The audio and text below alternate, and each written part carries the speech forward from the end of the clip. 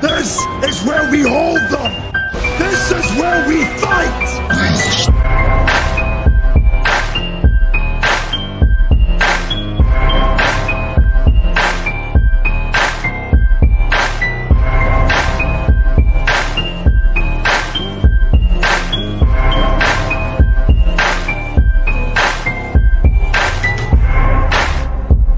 You are now listening to Sweep the Rack podcast featuring Brooklyn Rob and Big Mike.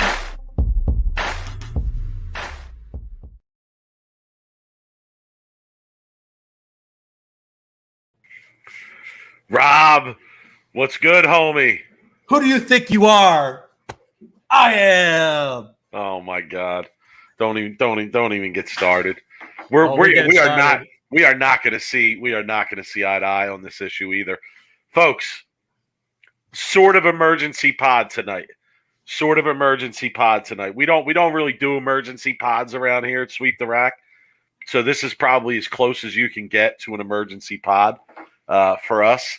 But we weren't supposed to. We weren't going to do an episode this week. We were taking another week off because you are going to Vegas on Thursday, and that's the night that we switched to since I now bowl on Wednesdays. And yeah, with all the well, I'm going to say first, with all the good bowling that has gone on over the last few days, because that's number one. Let's not let that get lost in the shuffle of the drama here, okay? But with all the good bowling that's going on the last few days, and with some of the drama, which we'll get into immediately, we wanted to come on. So here we are, Rob, on a Tuesday, not our normal night. One-time thing only here, emergency pod status. I hope all the people in the chat are ready to throw their 2 cents in. Share this. Get it out to your friends. Tell them come join us. This is the place to discuss the drama. But Rob, I'll tell you something, Mike. Before we get into it, yes, I haven't picked up a bowling ball in a week since I bowled Lig last Wednesday. I already gave everybody the Lig report last week, so I have nothing to say about bowling. Have you bowled over the weekend though? Did you not? I did bowl. I bowled the city tournament. It was actually 9 games in one day. They used 2 different patterns, team event and singles and doubles. Mike, I struggled, boy. I really struggled. And struggling for me on a pattern, I mean, like 630 team, like 620 in doubles. Like something's off and I can't figure it out. I really need to work at it some more. So, obviously took the week off here. 9 games in one day doesn't do my body very good anymore, getting old. But, since I don't have really anything major bowling coming up until the TAT, I took this week off.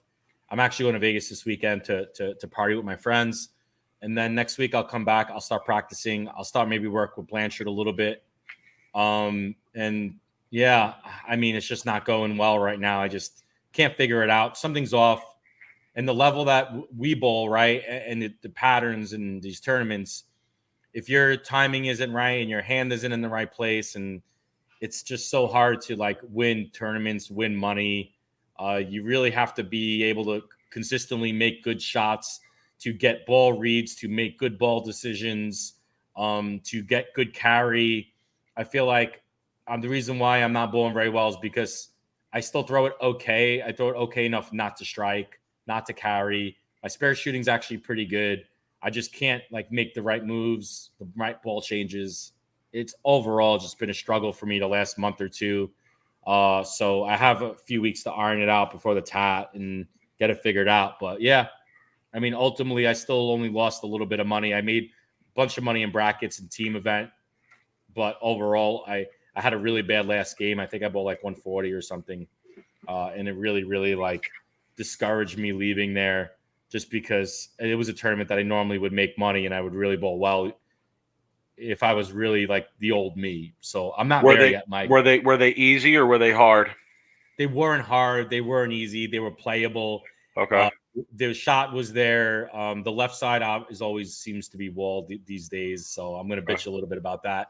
But it just, if I was making my shots and I was physically throwing the ball the way I knew I could physically throw it, I would have came out of there and I would have walked out with a lot of money, honestly.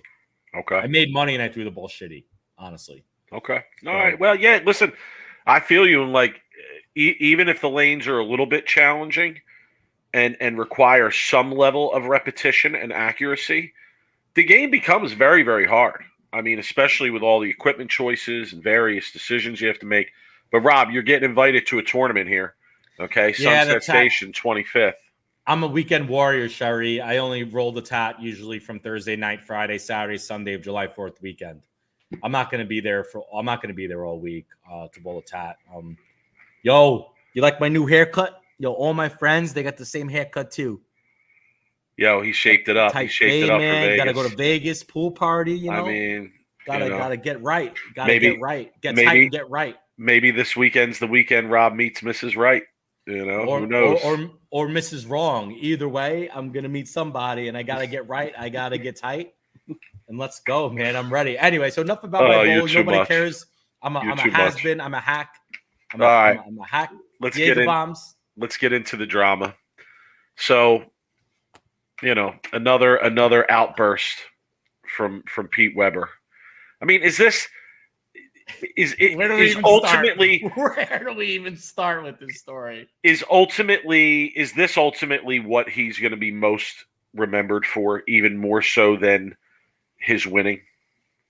Oh, you mean his personality off the lanes or on the lanes and off the lanes? Yeah, on the lanes mainly is what I'm referring to. So here's a quick story. My friend is here visiting right now. He doesn't bowl. I told him there was some drama this week with the guy who does the cross chop. And he goes, "Oh, you mean the who do you think you are, I am guy?" That's what he's going to be most known for. Outside of the really hardcore fans in the public, that's what he will be very well known for. In the bowling world, he will be known for one of the greatest bowlers of all time, but one of the also greatest characters and one of the most outgoing and outgoing, loudest personalities to ever grace the lanes and presence of the professional bowling world. Now, like, do we have to review what happened here? Or let's talk. 20%. I put a poll out on our Twitter about, you know, what people thought about the ruling that the USBC came down on Pete about. And I believe like 20 or 18% of about 150 people who voted didn't even know what happened. Let's educate and let people know exactly what happened, even though we're going on a little bit of hearsay, a little bit of video that was caught, right? Mm-hmm. But, you know, all we saw was the last piece of the video. I would have loved to have been able to watch the full game to see what was going on, because I hate. No, I was able to. I think you saw what happened the whole game. Well, I'm pretty sure it was on Bowl TV. You know, so right. But so, you don't really know. So okay, so high level to summarize, what happened. To summarize, Weber is bowling an opponent, and the opponent's wife is cheering for her husband. Okay. I think very loudly and aggressively cheering. I could probably say that. I think that's somewhat debatable because, Rob, how many people are there watching the USBC Senior Masters? I don't know, like 5. So, like, any kind of cheering is going to seem like overzealous cheering, no? Is it not? I mean, if there's not that many people in the building, then did it's his really wife know what she was doing? Absolutely, she knew what she was doing. No, come on, nah. She knew what she was doing. That's ridiculous. You can't poke the bear, Mike. That's Can't ridiculous. poke. She was poking the bear. No. She was poking him. I disagree. Not to mention that if she wants to cheer, no, hold on. You're so wrong about this. Your take sucks on this. I haven't even given my take yet. You did by saying that. You know, she knew what she was doing. She's poking the bear. She knew what she was doing. She knew. What I'm trying to say is that if she's there with her husband, who's a competitor in the tournament, she's a spectator. You know, she's allowed to cheer if she wants. She's even allowed to get loud if she wants. But as a professional, you know, they have to know that you can't respond to that in that type of way. Okay, right? so you I also saw on social media that when this happened and the video was posted on social media that I'm sure everyone saw, there was a part where she said it's just a game. Oh yeah, it's you just don't a do game. that. And yo, this is why I said, we're gonna. I told Rob before we came on, we are not gonna agree on this at all. So like you went on social media and you were like, oh no, don't say that to Pete Weber. No, don't ever say that. This is how he makes his living, and his legacy, whole family is about this. Yeah. And I get that, but you still can't respond to it in that way.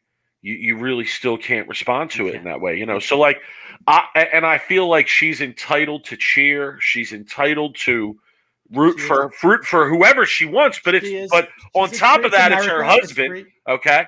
And okay.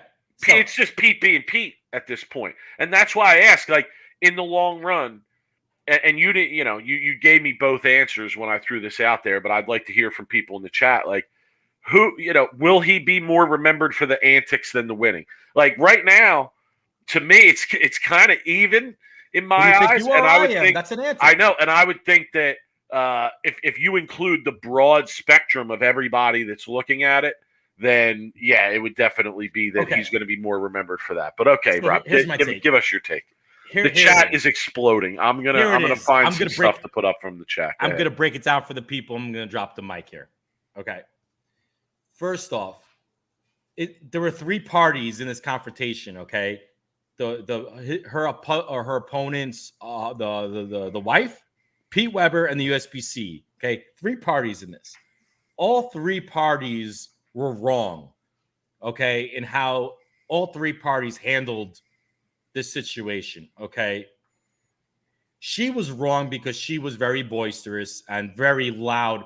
It to a certain extent, it might have been a little bit aggressive, but we didn't see the full match. And I agree with Jeff Riggles. I would have loved to see the full match and to hear exactly what she was doing, the full match, to understand you can't comment on the volcano exploding until you understand how the volcano kind of like got to that like breaking point. Okay. Well, so we didn't know that. I'll say that I got firsthand accounts. From firsthand, people. So you firsthand accounts from numerous people who were there. Okay, so what did they say? Honestly, I'm not going to reveal it. I'm not a journalist, like Jeff is. Like I'm not here to talk about what people send me in my personal text. But we're here. Okay? Come on, bullshit. Now, boo this man? Boo this man, everybody. This is bullshit. Does that mean that I'm not going to use it to discuss that here? Of course, I'm going to use it. And I will say that, based on what I heard, there was a lot that took place off the lanes that contributed to this too. That Jeff, even if you watched the match, you wouldn't have gotten the whole gist of what occurred or what happened, right? So go ahead, Rob. You can continue. Okay, so there's three parties in this. Okay, so we don't know what led up to the situation that exploded, right? We don't, but we could just go by what we see, what we heard. Here's the situation. Okay. Pete should have never responded the way he did. And I completely agree with you. You never can call a spectator, especially in a small event where all eyes are on you. You can't, essentially call her a fucking bitch is what quote unquote is what he said. And he literally gave her the old DX, suck it, right? Which is what, that is. If anybody doesn't know what the crouch chop is, technically it's suck it. Okay. Third of all, the USBC was completely wrong in suspending him mid-tournament, okay? That was my other point. She was wrong in how she handled it and how she, said it was just a game while he was bowling. He was already pissed off. He was probably losing.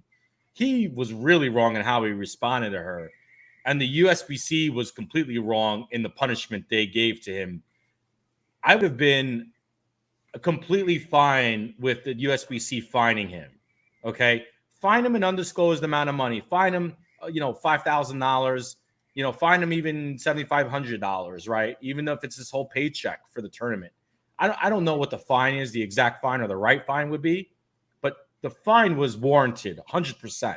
Okay, Pete would have paid it, But the disqualification for the tournament during the tournament, I completely think that was a complete over response from the USBC. The USBC completely is taking L's in 2022. There's been drama nonstop this bowling year, which we love for this podcast. Just going out and saying that. And the USBC has continuously been taking L's on how they handle situations, how they are responding to situations.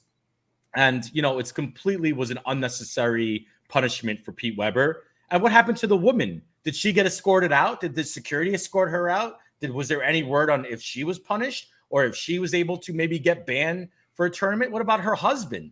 Maybe her husband said to his wife prior to their tournament, hey, I need you to get under Pete Weber's skin before the tournament. I need you to try to really, get into his head because I really can't beat him on the lanes. So let me try to get in his head by having my wife completely Happy Gilmore her, like jackass. Who knows?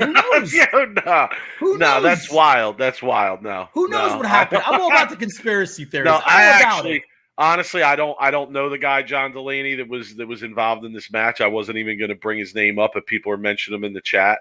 And I did read his post on Facebook that somebody referred to in the chat today. And I did think it was a really well-written, heartfelt post. And I have to say, Rob, like after reading the post, it would shock me, just after reading the post and what he had to say and his description of it, if what you're saying was the case. So and listen, I think Sherry in the chat, I saw some comments from her, right? To are losing sight of the fact that we're talking about a spectator. Okay. We're talking about a spectator. All right. And spectators are allowed to cheer. That's part of the game. That is part of the professional sports environment. It's part of every sports environment. I mean, high school kids have to deal with that kind of thing where people are rooting for them, against them, chanting things in the stands. And the vast majority of them do it, they deal with it. At times you see some interaction or outbursts here or there. But, this has kind of become par for the course with Pete Weber. That's why I opened the discussion up by asking, like, in the long run, what will he be more remembered for? And it's a shame because the guy is really one of the best ever. But at this point, I think that it also, to me, sort of becomes a question. And a lot of people are going to disagree with me here, and that's okay. But it becomes a question of, are they laughing at you or are they laughing with you? And I don't know when the transition was, but I definitely feel that at this point, or at least in an instance like this, or in an instance like the viral, who do you think you are? I am. I think that it's definitely more on the side of people laughing at it than it is laughing with it, or appreciating Pete as a competitor, right, for his fieriness as a competitor, as opposed to some of the antics, right? And I don't know where it jumped the shark, so to speak, but I think we gotta pull this up here. It's just not the same. I think me and Jeff here are on the same page in this. I just feel that way because look, like this woman is there. Her husband is bowling the match. So it's not just some fan being loud and obnoxious. This is actually someone who is directly related to Pete's opponent. Okay. So I'm not so sure it makes a difference to me. She should be held in different standards than just a common, fan who's there, trying to maybe get a reaction out of Pete. Like, I feel like there has to be a different held accountable. Mike, that would be like if if my brother was bowling a match and I was down there and I was really trying to get under his opponent's skin during, a match, just to do it, just to maybe try to get a little bit of an advantage, knowing that Pete Weber, you can get under his skin, knowing that he has a history of being able to get in his head when he's bowling. Not saying that's going to be a good thing or a bad thing, because we all know Pete likes to bowl. Yeah, I was going to say, that could work both ways. It could. That goes both 100%. Ways as well. So, You know. So I think there needs to be some different kinds of standards where this is not just a fan. And I agree with Jeff, but I do agree. Like, did anything ever happen to her? Did she get any kind of discipline from USBC? I don't believe so. So why should she? Why should she? Because why, she was fucking why with him should she get match. disciplined? Your take on this is just jackass. Is just ridiculous. She was the Happy Gilmore guy. And if jackass. Even if that's the case, it doesn't matter. As a professional, he still is in a position where you have to ignore it. You have to move on. You have to bowl the match. You have to win. You know, you want to do your little crotch chop thing. Go right ahead. You know, I don't think anybody would have had a problem with that. Now, if I'm that lady's husband, I might have a problem with that personally. But I don't think any ruling or governing body would have had a problem with that, since everybody looks at that as Pete's move. But I just think your take is terrible. In fact, her being a relative, her being the wife of a competitor, to me, gives even more leeway. It doesn't give less leeway. It's not like, oh, you're the relative of the competitor and you're expected to act even more reserved. No, it's like you understand if that person is really into the match and cheering in the match because they're that close to the person who's involved in the match. So you guys are way off on that. No. All I'm saying is it's not.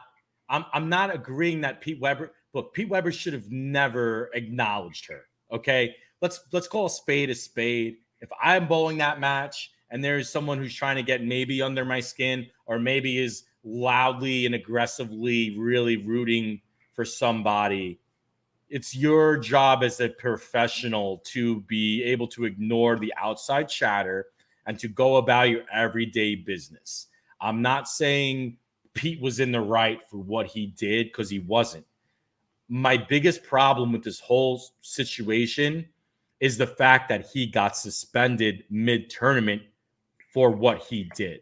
And look, you could take it, you could agree with me, you could disagree with me. The USBC was in the wrong. They should have levied him a fine and let him finish the tournament. I don't remember any time in professional sports history where a athlete has gotten disqualified mid-competition for talking shit to a fan while they were on the sidelines. Basketball, it happens all the time. Reggie Miller was known for talking shit to Spike Lee during Knicks games, right? He never got kicked out of the game for talking shit to a fan mid-tournament or mid-game. Baseball, it happens. I mean, it happens in a lot of sports where the fans talk shit to the fans and nothing ever happens. And the players respond, you mean. Yes.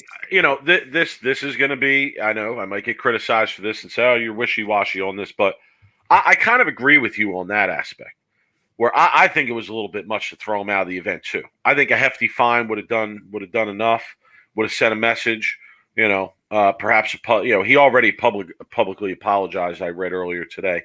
So yeah, I think that I agree with you that to throw him out of the tournament was maybe a reach, but the USBC has been flexing lately, if people haven't noticed. Yeah, but taking L's. I want to bring up Jeff's comment, because this is a nuanced take where he says that nothing should have happened to her, but she shouldn't have engaged Weber in the 2 or 3 sentences that she did with him.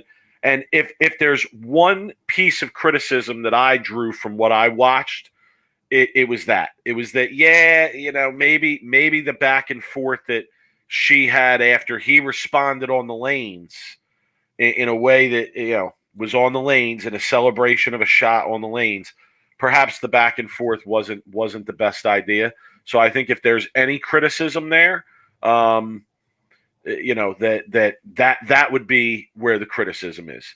But Rob, I want to make an analogy here. You just made an analogy. I'm going to make an analogy. The NBA finals are going on right now, and Draymond Green is playing in those finals. And he is known for being an aggressive player. Okay, he's been fouled out the last 3. It was the most NBA finals history, right? Okay, so here's my analogy. Okay. You Comparing know, him to the Draymond same way that if Draymond Green does something, okay, on the basketball court, people are going to view it through a certain lens because it's Draymond Green. 100%. But he did it to himself. I feel the same way about Weber. Well, Pete did it to himself. Okay, all right. Well, I mean, is that a fair analogy? And there's been other athletes like this, like Manny Ramirez comes to mind. You know, Manny being Manny. But yeah, I think that I look at Weber in the same regard, where it's like Antonio Brown. When he does something, we're all definitely going to view it through the lens of, oh, this is Pete. You know, so would you say that Antonio Brown, right? Same thing. Yeah, in the NFL, yeah, right? absolutely. Fair or not, fair or he did not. it to himself. I agree that it's kind of earned, right? It's kind of earned. Now, you know, for those of you that know me, you know that like I bowled with a fire that most people did not reach, but at the same time, when you reach that professional level, you got to learn to ignore it. You know, and I think that that's part of being a professional. You know, I think that especially from what I heard, and I'm not going to, again, share this publicly, but from what I heard, what happened on the concourse may have been worse than what happened in the settee area. Oh, you can't just leave us a nugget like that and not tell us what happened. Well, I mean, there was back and forth. There was back and forth. And I think that some very nasty words were thrown around. You know, on the concourse outside of the settee area, you know. Oh, so my God. Like, look, like I understand, like, and I wish you could tell us what happened because that would maybe put some more context to all this. But look, oh my goodness, this is a long comment, but I'm gonna boil it down. How can he not have thicker skin after 45 years? Because you get cranky in your old age, Lou. You get cranky in your old age, Mike. Is that? But shouldn't he calm down in his old age? I mean, the guy's probably a grandfather. No, you know, so like because what happens to your grandfathers? They get quicker. They're not. Grandfathers aren't more patient. Oh my goodness! Get annoyed more. Scott, I love this. You should be on staff with Sweep the Rack, son. You should be on staff with us because this is speculation of the highest order. Scott, not us. Scott says this is a USBC versus Storm issue. Pete is a Storm person, and there is still fallback from the ball issue. Chad Murphy needs to wake up about how he treats the most popular bowlers. USBC is going to destroy themselves. Yeah, no, I think that's. I agree with the part, Scott, that USBC might destroy themselves, but I don't agree that that this is an issue with Storm. You know, I think this is strictly related to this issue, Pete. Here, Scott, the USBC inducted the Chrismans into the Hall of Fame. Like, how is this? If they were against Storm, how did that happen? Why did the Chrismans even show up to get inducted into the Hall of Fame? Like, why do people think that, you know, I don't want to get into the whole ball banning. We've been down that road. We beat that dead horse. But no, that's not. Dude, Pete Weber called this woman a quote unquote fucking bitch and crotch chopped her on camera when everybody heard him. So, yes, there needed to be some consequences. Do I agree with the actual what they did to him and suspended him? No, the USBC just continues taking L's and how they handle situations. They just needed to find him and move on and let him finish the tournament. All right, we're gonna move on. And yes, I love a good conspiracy theory, like Jimmy says here in the chat. But I am not a conspiracy theorist. I love a good conspiracy theory, but I am not a conspiracy theorist. Okay, Rob. Can we talk about some actual bowling, please? Yeah, I'd like to talk about the PWBA first because I feel like that's the actual real bowling that's been going on. Isn't the PWBA awesome? It's great. Oh, I love it. I want every show it's on. I'm like enjoying it. To see what Brianna Cote did for the stepladder. I mean, she completely outbowled, outreaction, just completely like showed up for the stepladder. I just ran through the ladder, honestly. Can I tell you what I was thinking at some point during her performance? So what is considered to be the greatest stepladder performance ever? For women or for men or in general? Period. Bob Learn Jr. Okay. Erie, At a certain Pennsylvania. point, and let me remind everyone that in that performance, Bob Learn had a mulligan. Okay? You always talk about the mulligan. Well, Rob, tell me it's not significant. The guy missed the 10-pin and got to reshoot the 10-pin. It's amazing. That's not significant. That's the only time I've ever seen that happen on a PBA show. No? Yes. Oh, I want to talk about Lou. We really want to go down this route. Hold on. We really want to go down this route. Hold on.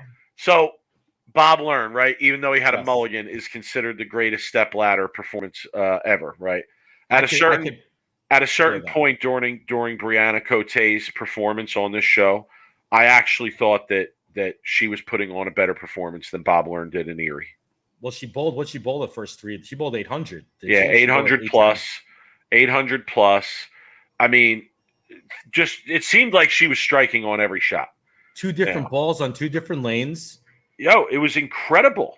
Dude, she was like a machine. And they were not easy. They were not like if you missed right in that match again that she bowled against Shannon O'Keefe. There was I forget what frame it was, but there was a shot where O'Keefe just missed just a little bit right and a little bit fast, and she left like the bucket minus a pin. She misses it, and the match was pretty much over. And I thought to myself, damn, they're that sensitive. They're that sensitive right now, and this girl's whacking them like this. So, super. Now, here's the thing. She didn't. I don't think she finished very strong. Do we have what she shot the last game? I didn't bring it up. Well, I mean, she had some carry issues. And the last game was sort of a gasser because McEwen only bowled 160. She left had several bad breaks throughout the match. Yeah, I know. You left 3 7-10s. Yes. You know what? Let me talk about the 7-10s real quick because I feel like that's an important part of the final match.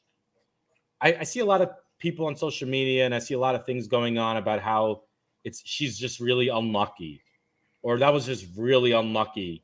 Okay. I have a couple of things that I need to ask you and get your opinion about. Okay. One, I believe who was telecasting? Was that Carolyn Dorland Ballard that was commenting? Mm-hmm. She questioned her ball choice from the first shot because she started with a gem, and a gem is a very huge, high symmetrical engine that really burns up early on the lane. When Brianna's using a hustle, which is like, I believe, a super like symmetrical type, long type equipment. So were the 7-10s bad luck, or was it just her using a gem which burned up really quick and then switching to a reality, which is another huge asymmetrical type core that burns up really quick? Obviously, she had the wrong reaction in her hand, Mike. She left 3 pocket 7-10s. If your reaction is good, you don't leave 3 7-10s. You might leave a 7-10, but not 3 of them in one game. But she has the same ball reps as Brianna does. So I would love to ask like Sean Ryan, I know who was the ball rep, who, I could reach out to and ask him like, why wasn't Danielle using a longer symmetrical type bowling balls, seeing that Brianna just bowled 800 with hustle / dark code. And dark code I know is asymmetrical, but that is a longer type asymmetrical ball. I think it was a bad ball choice in both ends. She went from an asymmetrical to another asymmetrical. It just didn't make any sense to me, Mike. I want you to try to. Well, the player has to have a say in that too. Like the way you phrase that is like the ball rep decides exactly what they're going to throw, and that's likely not the case. Bad breaks, Jimmy. Bad breaks happen, but 3 pocket 7-10s. Yeah, I agree. I mean, and it's also it's also how the ball was hitting. Like not all 7-10s are equel. There's going to be some 7-10s that are miss messenger 7-10s. Like you slam the rack. You know that it's a bad break. And then there's 7-10s where you kind of look at it and say, yeah, that ball really didn't have any pop to it. And I felt like hers were on the latter end of that scale. But why not go to it? Why not try to use the same type of? And I get like the Danielle is. Well, here's the other thing about it too that makes me like question the ball choice. Danielle's hand is a lot more up the back of the ball than Brianna's is. Brianna's hand is she's got a really low roll. Her hand is around the ball, and she's using a long symmetrical ball like the hustle. Danielle's hand is up the back of the ball. On top of that, she's using balls that burn up early. I would love to ask Danielle if she looks back at that match now. Obviously, hindsight's 2020. Did she use the wrong equipment? And I guarantee you, she'd probably admit it or say yes. Oh, how could you not? I mean, you only it was it was 160. Yeah. But anyway, so I just kind of was just wondering. I really questioned her ball choice and her ball decision. And after those 7-10s, which I don't think there's ever been 3 pocket 7-10s in one match on TV. I want to say that's got to be the first time that's happened. I have never seen that before in my bowling life and watching bowling since I was a kid. Yeah, I mean, to me, I would just attribute it to and I think this is kind of summarizing what you said, but I would just attribute it to the differences between the two players, right? And what they wanted to do, what they wanted to see. But I agree, it would be interesting to get some insight on that. Do you know what I would have loved to see, Mike? And I want to talk just a quick more about this match. I would have loved to see Danielle move left of Brianna with something longer and be able to get on top of Brianna's line and be able to maybe try to open up the lane a little bit, not too far to the right, but I would have liked to see her been on top of Brianna a little bit more. I feel like Brianna was left of Danielle, and all that did was really just, Brianna, all she had to do was just stay around. So I would have loved to have seen some different ball choices. I would have loved to have seen her play a different line than Brianna. But hey, look, hindsight's 2020, right? You could question your decisions all day after the fact where you bowl a game. So, look, Danielle's only one one of the best game. on tour. It's only one game, and the other players got 3 previous games on that pair, and she's whacking them, and she's confident. And now you got to come in and you got to kind of make an educated guess with a few shots of what you want to use and what you want to do. It's definitely not that much of an envious position to be in. I just want to say, Greg Thompson Jr., I see your comment. I don't want to ignore your comment, but we already, we kind of wrapped up the discussion on the PDW thing. But hit me up on social media with the same topic. Hit me up on Twitter. I know we follow each other on there. And we got to talk about Rockville Centre though, real quick. Go ahead. Lou Gaudio brought this comment up, and I got to find it. Our Okay. chat room is pumping tonight.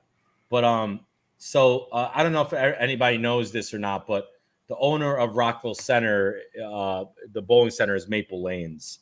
Maple Lanes, John Laspina and the Laspina family own Maple Lanes. They showed them on camera.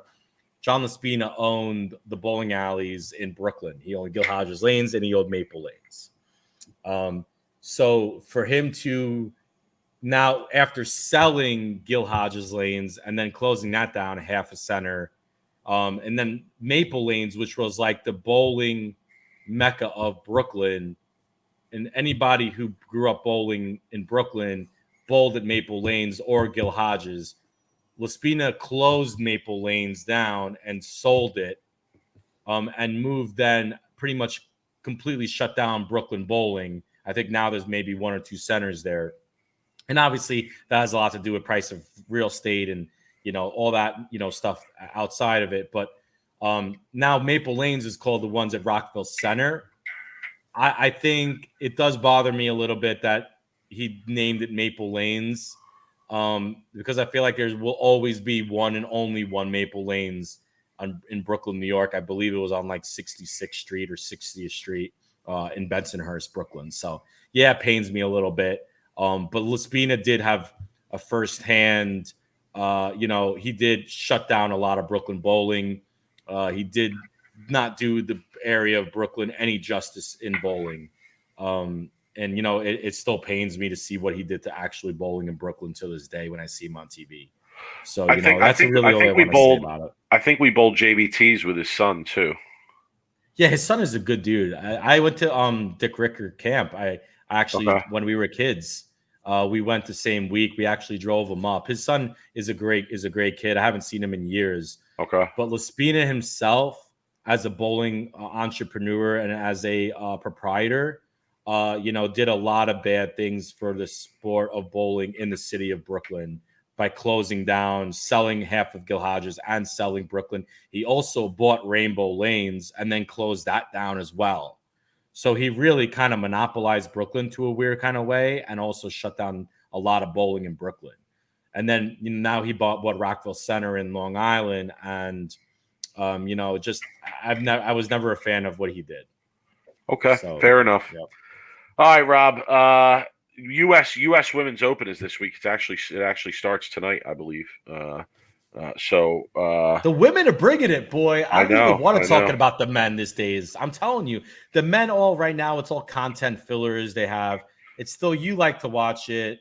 You had the King of the Lanes. You had King of the Lanes, and the final match came down to Jason Sterner against Kyle Troop, and Kyle Troop continues to be the hot hand and takes down Jason Sterner. So now not only is he the two-time reigning PBA playoff champion, but he's also the King of the Lanes. So you had that. So I have a question. On this for you. Did Kyle Troop get hot too late? For what? For Player of the Year? No, I'm talking like majors. Of course. Like majors, right? Like he got hot right during the playoffs. Listen, PBA playoffs, $100,000. Major, no major, title, whatever. I will take the $100,000 and the win in the PBA playoffs, no doubt. Great win. But I'm talking, did he get hot? He had a good year. It wasn't a great year. He had a good year, right? Remember at the beginning of the year, I did sell his stock because I said he was at his highest. Yeah, well, the exact opposite kind of happened the year before, where he got off to a ridiculously hot start, right? And then he cooled down, and then he heated back up at the end of the year. So yeah, like you said, it is really content filler, but I still enjoy watching it. You also had the Royal Family Edition. Okay, and the look at my face, Mike. The Doran Ballard family ended up winning that.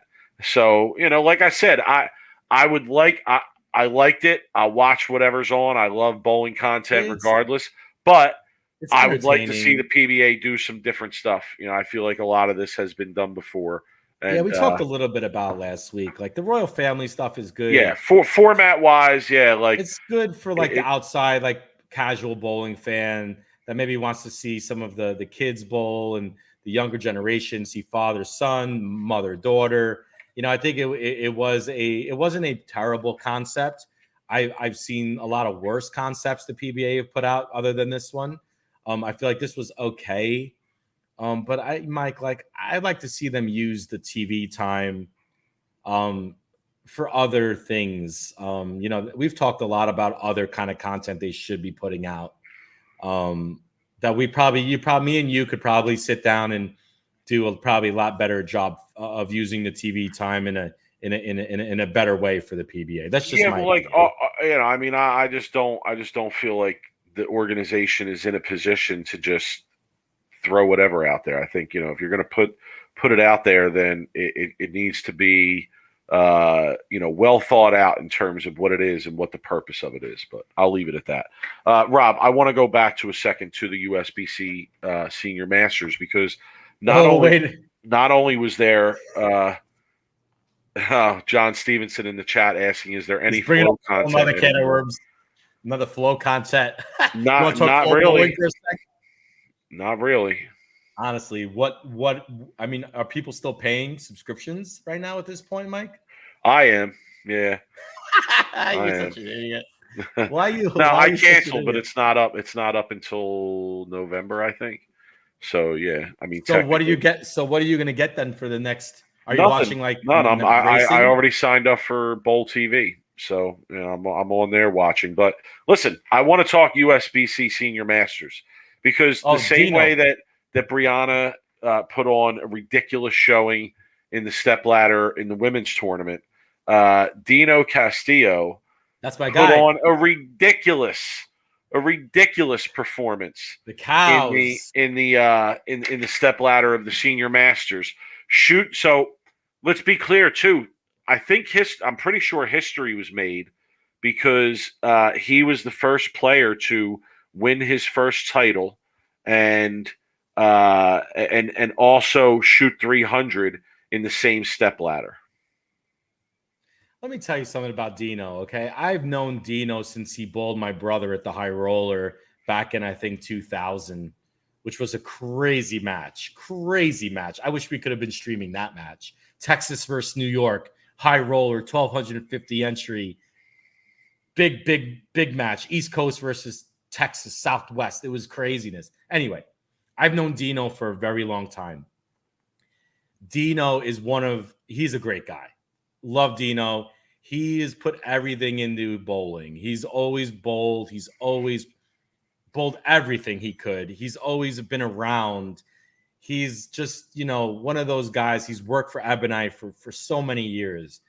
To see him finally have some success at a national tournament and, a national event and a tour stop, I don't think I could have been happier for anybody, different than Dino. Like, what I'm trying to say is I was so happy for him. And the way he did it, it kind of felt like all the work and hard work in tournaments that he put himself into for years, decades of bowling, it finally paid off for him.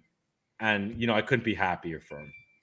Yeah, so a couple comments here from Lou. How the hell did Dino never win a national title? One of the most talented bowlers ever. You want to know why? Jimmy saying, how come Dino hasn't won more on tour? I know and honestly, when he won this tournament, I kind of had the same thought to myself because he's somebody whose name you've heard amongst the PBA and upper level bowling circles for quite a long time as being a super talented guy.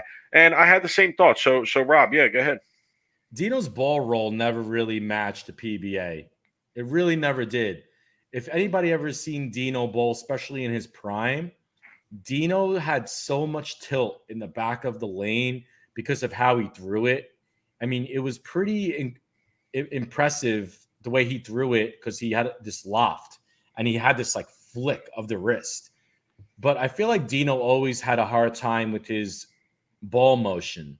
And, and during the prime in his career, the tour went to a lot of these shorter, flatter patterns like Viper and Cheetah and, these patterns where you really had to control your motion in the back of the lane. And this is way before urethane was a thing, right? It's the reason why Bill, I always talk about it, O'Neill, had success because of the fact where he was able to control and get softer at the bottom of the swing. He was able to really, really work on getting his hand on the back of the ball.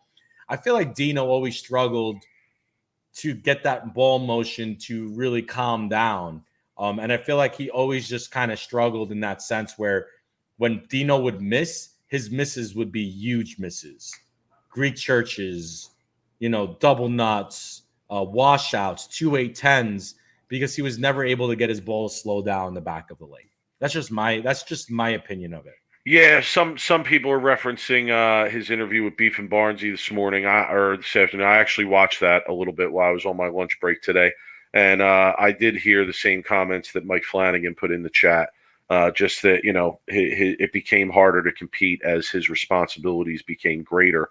But yeah, to me, the fact that you talked about a lot of the changes in the tour, and one of those changes that you didn't mention, Rob, is the idea that over the years the tour really went to less and less centers. You had events that were taking place where 5 events, 6 events were all in one bowling center, and they were going back to the same centers year after year. And I think that there's a lot of guys out there who are very talented bowlers, but and if they would have had more opportunities for more varied experiences in more places, likely would have ran into a place where they just had that look. Whatever that look is for them, they would have unlocked that in some scenario where it would have led to them winning. And, you don't really have that too much anymore. I think that's why it's a little more surprising when you see somebody kind of come out of the blue and bowl really well, make a show, etc., make a run. But yeah, But listen, Mike, hot take on Dino though. I think Dino would have been a lot more successful as a younger kid if he was a two-hander. I mean, wouldn't everybody? Yeah, but the way he threw it, he would have he already had a really high rev rate, and I feel like he would have been one of those guys who, if he was a two-hander and he was, he would have been able to easy match up from his one-handed style to two-hand. I don't know. I'm just saying that. Congrats, Dino, bro. Maybe I'll reach out to Dino and maybe we can get him on the show. I mean, Beef and Barnes, you already had him, but I mean, there ain't no interview like a Sweep the Rack interview, Mike. Like, we do it differently. We just hit differently. We slap. You know what I mean? And listen, it was quite a lineup that he went through to win. And I'm gonna throw this out there. He also talked about today. I didn't catch the whole interview, but I also caught this, that he took a very dull ball and kind of burned up a spot on the lane where he knew Barnes and his other opponents were likely to play. And not only did that make it tough for them to play where they wanted to play, but it also unknowingly to him made it really a really great look for him. And yeah, I don't know. Strategy. I mean, it was interesting to me because it was like, well, it's strategy, but I'm sure there's people in the bowling world that would frown upon that kind of. Frown upon the title. Frown upon the title. That's what I would tell those people. I would be like, Tom Brady. I'd be showing my rings. I'd be like, frown upon this. You know what I mean? Like, okay. Stop hating. I won. I did it fair and square. I didn't cheat. I played within the rules. I was strategy. If any one of those people that are saying that in the bowling world had a chance to do what he did and climb a ladder and win a major for a senior title, and all they had to do is break down their lanes a little bit, and on top of that, messing up their opponent's lanes, then it's nonsense that you wouldn't do it. Yeah, I guess. I don't know. I just know that there's been other examples over the years where that has occurred, and people had varying opinions on it. So that's all I'm pointing out. But again, congrats to Dino. That was great bowling. Another great performance in the step ladder. Put me to mind of a Bob Learn-esque performance. For sure. So shout to him. All right, Rob. Like our guy Scott Fairley is saying, it's worst of the week time.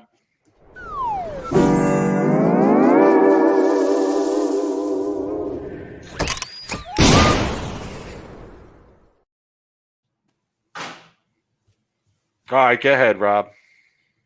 I went into the woodwork, or I should say the database, the worst of the week bank, to pull this one out. So congrats to Gene Matsutani for, hey, guess what? The gift that keeps on giving, the USBC Bowlers Discussion Forum. Gene has come up with a master plan here, and I feel like this needs to be talked about on Sweep the Rack. His comment, here is a question. How much would the USBC cost to buy? What if every sanctioned bowler put $5 more when sanction dues are paid, and the $5 goes into an account to buy the USBC? I believe there are over 3 million sanctioned bowlers in the U.S. That extra $5 would equal $1.5 billion. I bet that would be more than enough to buy the USBC and have operating capital. Then, as a group, we have nominations and elect a president, VP, and we are all stakeholders, and major decisions would be voted on by all members. Okay. Mike, first off, I think it would take a lot less than $1.5 billion to buy the USBC if you really wanted to. Considering I think your 2019 or 2020 total revenue was like $450,000.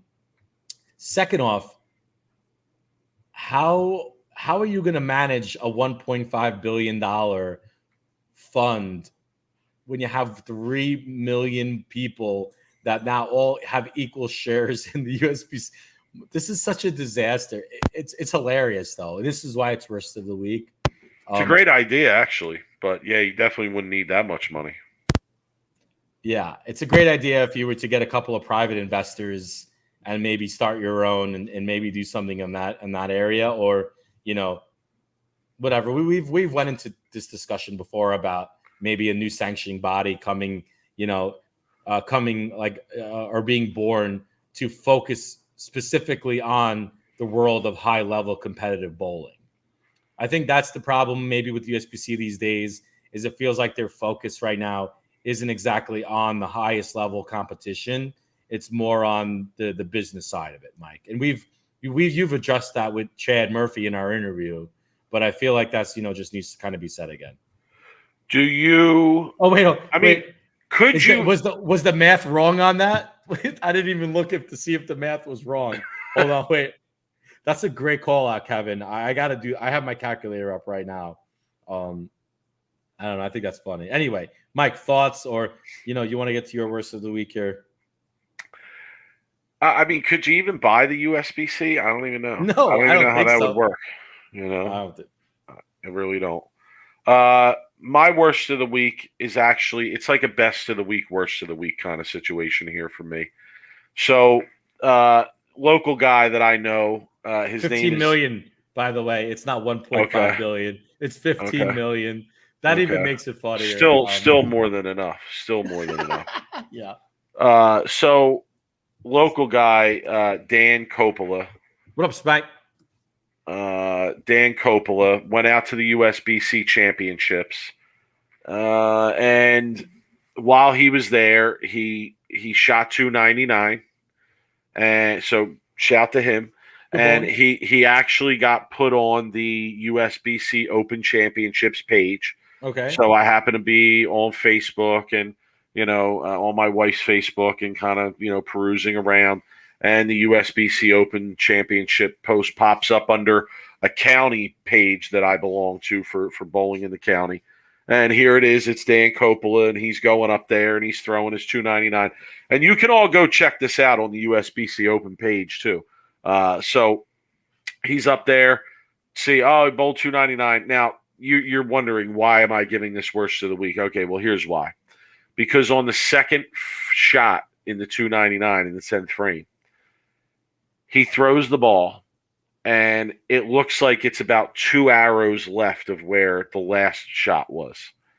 Somebody in the back in his group yells out, and you got to turn the volume up for this, but somebody yells out, "Crossover!" And the ball held. It held. It just skid down the lane, held. He whacked the pocket, knocked the 10 out, and gave like a huge celebration off of the yank. So I got to give it worst of the week just for somebody in the back yelling "crossover," and then it whacks the hole.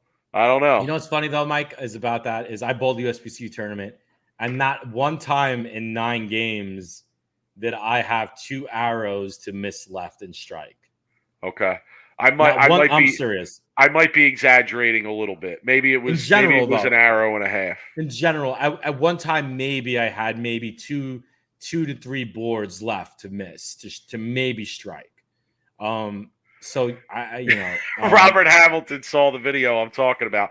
He did block the shot, but if you watch the first one, you saw it no problem. So it was so far left that you couldn't even see it. So I agree. Do you know who does that all the time when you watch bowl on live stream? Is P. Weber. Okay. You ever try to watch P. Weber on live stream? He falls off balance so much that you can never see the shot when it hits the pins. You always have to you're doing this at home. You're trying to look around them, but you can't do it, True. So I don't know. I think that's funny you said that, Robert, because I always get annoyed when bowlers fall off balance and you can't see their first shot hit the pins. Anyway, that's a good one. So no doubt. Shout to Coppola. Give them what they want, Rob.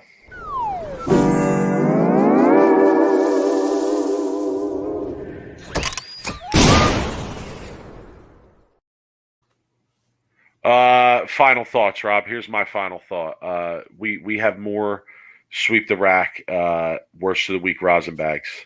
The people love the worst of the week rosin bags so much. We got more worst of the week rosin bags. So if you need more worst of the week rosin bags, hit us up. We got you. Perfect. My final thoughts, Mike. Today is a national bowling holiday, and I'm gonna bring back an old memory here. It's June 14th. You know what June 14th is? It's Flag Day. Okay. We used to always bowl on Flag Day when we were kids at Scoremore Open at Carolier. This was always the weekend we bowled at Scoremore tournament. Was it? Okay. I was. was not aware of that. All right. It was, because I remember we used to always bowl the weekend of June 14th, and we always used to joke when we bowl the JBTs, oh, it's June 14th, Flag Day, and the ball would just go right by the pin, and we'd all laugh. Okay. But it brings back memories of the Scoremore Open. In my opinion, will go down as the best junior bowling tournament ever to be bowled outside of probably Junior Gold, what it is today. Maybe the Youth Masters too. But the Scoremore Open was definitely years prior to the Youth Masters. Let me say this about the Scoremore Open. It was ahead of its time. It was way ahead of its time. It was like 16 games of qualifying. It was an elite games of match play. Yep, it was an elite junior bowling tournament before there were elite junior bowling tournaments. And yeah, I mean, it used to bring out all the heavy hitters from all the local area. And can I tell a hilarious story about the Scoremore Open? Do not ask me this bowler's name, because I will not give the name though, because I'm not looking to start shit. I don't know how this happened, but the first time I bowled the Scoremore Open was right when I got into bowling. I was probably about 12 years old, and I think I still had conventional equipment, and I had like a blue hammer and a teal rhino, and that was about it. And I didn't have a plastic ball or anything like that. And I was super young, totally inexperienced as to what I was doing out there. And I think my dad just found a flyer somewhere around for it and knew where, Route 1 was, knew where Carolier was, said, oh, come on, we're going to go bowl this tournament. It's 16 games. It'll be a lot of bowling for you. You get a lot of experience, a lot of practice, and we'll see what it's about. So I went, and needless to say, I was way above my head. Okay. And this is how I found out about the JBTs actually, but I was way above my head. And I probably didn't belong there. And I'm sure that I was like a major pain in the ass to anybody that I bowled with or around that weekend. But what happened was that there was a very well-known, one of the most well-known junior bowlers in JBT history. Okay. I'll put it to you that way. I'm not going to give the name, but it's one of the most well-known junior bowlers in JBT history, was bowling next to me, on the pair next to me. And I must have cut this kid off all day. Okay. And he was a lot older. He was obviously a lot older than I was. And I just must have cut him off all day. And I guess he was having a bad day. And throughout the day, he had been arguing with his mom and dad. And he had been like kind of yelling at them and telling them, go out to the car, get me this bag, like you know exactly what I'm describing. Your typical, JBT brat, right? So this kid made the mistake of I cut him off on the approach, and it was probably a dozen times I did it throughout the day. Rob, I didn't even know what lane courtesy was at this time. That's how inexperienced I was, right? I had no business bowling in this tournament. But he took his ball and he acted like he was going to throw the ball at me while I was up on the approach. Okay. Well, my pops didn't like that at all. And this kid was a lot older. And pops had words with this kid. And then the kid's parents spoke up. Oh God. And pops had to tell the kid's parents, like, if you think I'm going to sit here and take shit off of your kid, like you take shit off of your kid, you're out of your mind. Like, I ain't going to do it. So it's always a memorable story for me. That was my,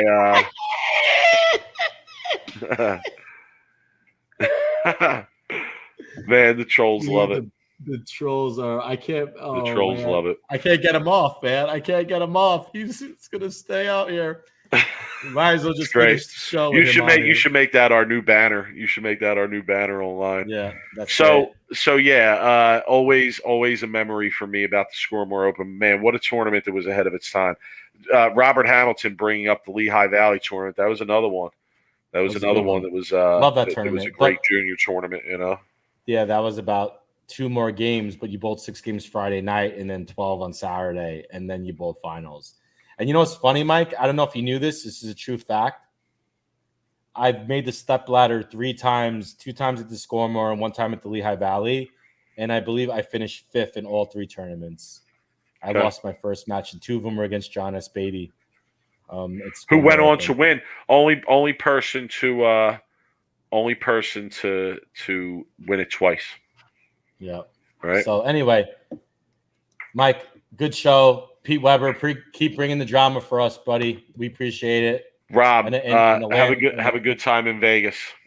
Oh, if you're not following me on Instagram, Brooklyn Rob 11. My stories might be a little bit crazy this weekend, so I'm gonna bring it. I'm gonna bring it for the people. I'm 41. I'm in my prime. Let's go. No wife, no kids. Come on now. Rob, have a good time. We'll see everybody next Thursday. See you guys later.